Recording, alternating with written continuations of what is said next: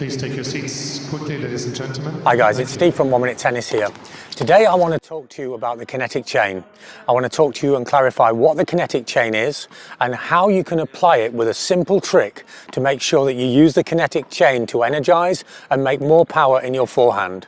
Now, this is a point that I covered a little bit in earlier videos, but many of the comments that have been sent to me show me that it's not really as clear as possibly it could be. Today, I'm going to try and make it simpler, clearer, and better. So the kinetic chain. This is all of the moving parts of the body moving in sequence to deliver energy at the end of the movement. Kinetic chains always work from the ground up. But today I want to talk to you about the end of the kinetic chain.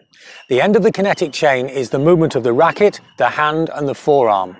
And for many players, recreational players, high-level players, and especially senior and veteran players, that part of the kinetic chain is locked as the racket and arm move as one, instead of as different parts of the chain.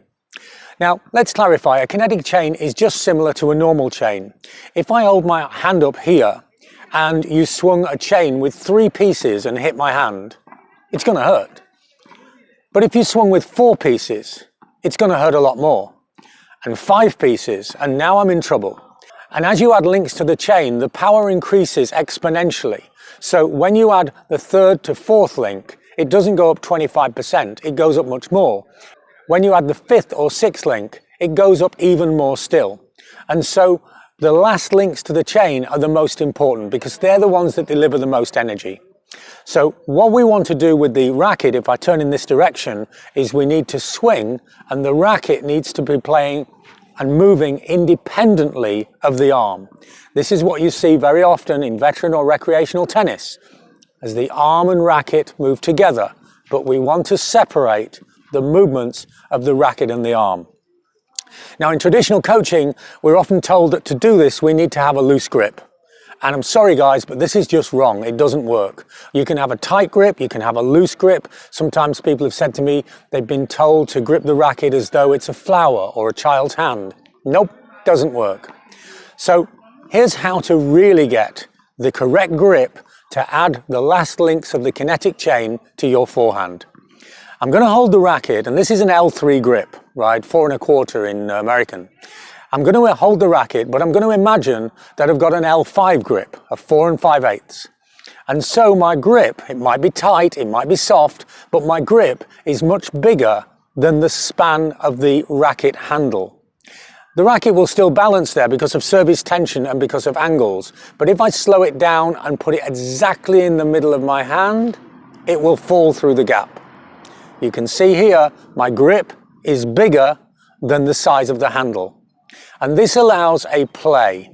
And now, when we take the racket back, as I've mentioned in one of the earlier videos, we're going to the take back position here, and I suggest that you get the feel of bouncing the racket. But this was where quite a few people didn't really follow, and I didn't maybe explain as clearly as I should have done. Because I hold the racket super loose, but with no space between the hand and the racket, and I'm bouncing the racket, but not really, I'm rocking the racket. See, look, my wrist is what's providing the movement. And now I make my grip bigger, and now there is no movement of the wrist, and I can see and feel the racket bouncing against my hand. A soft grip with no bounce, an open grip, and the racket is bouncing. Now I'll make the soft grip with no bounce and swing the racket, and the racket and arm are moving as one. But now I make the larger grip with the bounce, and now the racket and arm are separated. In fact, it's hard to swing slow enough for the camera to see. So quite simply, by finding this space between the hand and the racket and creating a play and a bounce, then you will create the last links of the kinetic chain, and it makes a huge difference to the force and spin that you can exert over the ball. It's easier, it's more powerful, and it's even easier for control because you can really affect the ball with that much racket speed and that much spin. So find the bounce. Genuinely, the racket should bounce like so. Find the bounce and see how it energizes your forehand. The bounce also has an added benefit because many players drop the racket too early or simply take the racket too low. So they go here, wait, and then swing. Or they go down, wait, and then swing. If you make the bounce from a low position, it exerts a lot of force on my hand. But if you make a bounce from the high position, then it's effortless and it's just kind of it's simply a feeling of the bounce, but it doesn't actually have any effort to maintain the shape.